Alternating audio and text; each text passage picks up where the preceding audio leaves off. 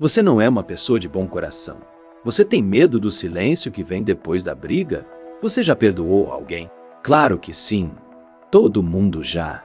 É parte de qualquer relação que dura. Segunda pergunta. Você já perdoou antes de estar pronto? Antes de a dor ter passado? Antes da conversa ter acontecido de verdade? Antes de você ter entendido exatamente o que tinha machucado? Terceira pergunta. Essa é mais difícil. Você consegue ficar em silêncio com você mesmo depois de uma briga, sem precisar resolver logo, sem mandar mensagem, sem ligar, sem criar um motivo para falar com a pessoa e não sentir um tipo de pânico?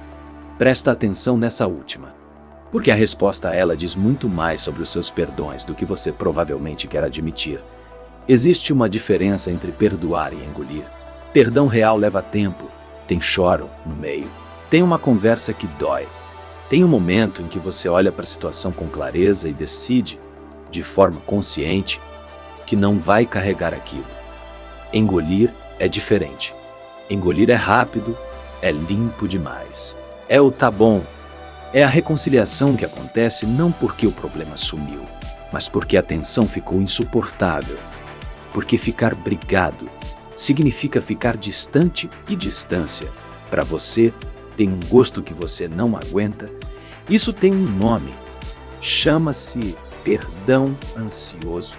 E ele não tem nada a ver com generosidade. Tem a ver com o que você sente quando a ligação cai e o silêncio toma o lugar. Não é caráter. É mecanismo de sobrevivência emocional. E ele está te custando muito mais do que parece. Houve um conjunto de estudos sobre o comportamento de pessoas com alto índice de ansiedade de apego, aquelas que, em relações afetivas, sentem um desconforto desproporcional diante da possibilidade de abandono ou distância. O que os pesquisadores encontraram não foi o que esperavam. Eles esperavam que essas pessoas demorassem mais para perdoar, dado o nível de mágoa que demonstravam sentir. O que encontraram foi o contrário. Elas perdoavam mais rápido, muito mais rápido. E não porque processavam a dor com mais eficiência, mas porque a dor de estar em conflito era menor do que a dor de estar sem a pessoa. Mesmo que temporariamente, o perdão rápido, descobriram, funcionava como um extintor. Só cortava o oxigênio por tempo suficiente para a situação parecer resolvida. O ressentimento continuava lá embaixo, acumulando, esperando a próxima faísca. Declarações de pessoas acompanhadas nesses estudos descreveram a sensação com clareza perturbadora. Eu sabia que não tinha perdoado de verdade, mas precisava que parecesse que sim. Esse é o mecanismo. Não é paz, é performance de paz, feita para si mesmo, não para outra pessoa. Na superfície você parece uma pessoa madura, aquela que não guarda rancor, que resolve rápido, que não fica alimentando briga, que sabe separar o que importa do que não importa. As pessoas ao redor provavelmente te admiram por isso. Alguns te chamam de tranquilo, outros de fácil de lidar. Um nível abaixo, o que está acontecendo é regulação emocional de emergência. Quando o conflito aparece, o seu sistema nervoso não registra a situação desconfortável a resolver. Ele registra a ameaça de perda. E aí entra em modo de contenção. O objetivo deixa de ser resolver o problema. O objetivo passa a ser restaurar a conexão. Rápido de qualquer jeito.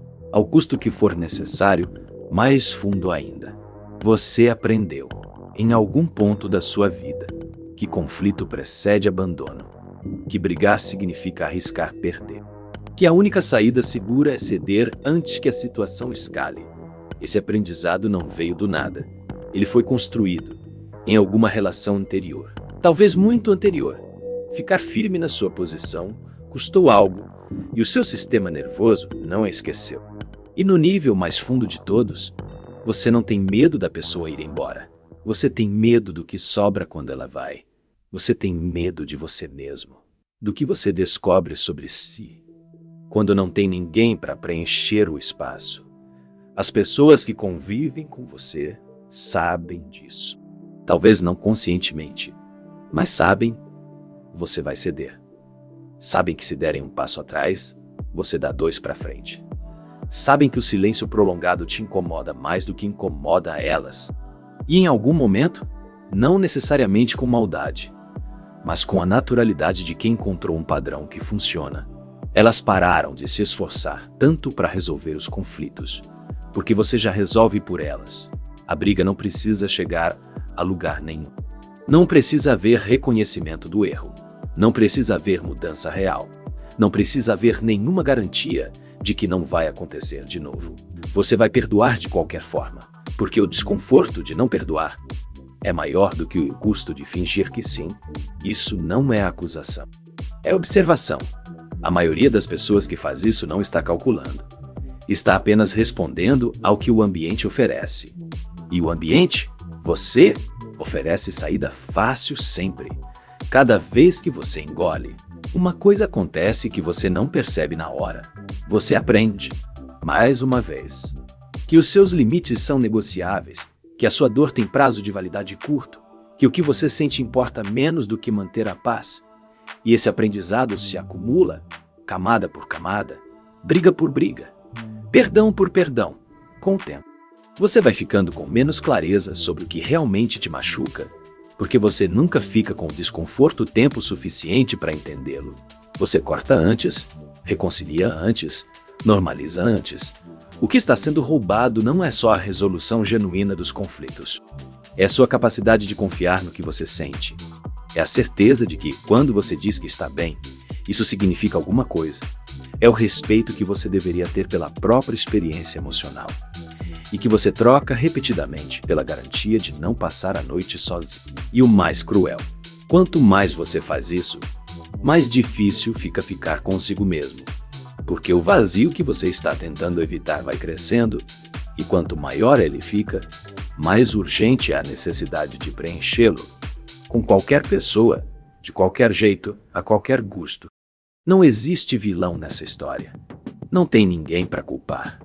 Tem um padrão.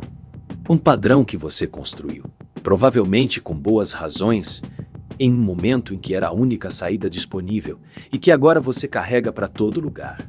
Para relações que não pedem isso, com pessoas que talvez merecessem a sua posição, e em situações onde ceder foi uma escolha que só te custou. Você chama de perdão. Às vezes chama de amor, mas em algum lugar, quieto. Você sabe a diferença. Sabe quando voltou porque estava pronto. E sabe quando voltou porque o silêncio ficou grande demais. A pergunta que fica não é: você perdoa rápido demais? A pergunta que fica é: o que você encontra quando para de correr do silêncio e finalmente fica?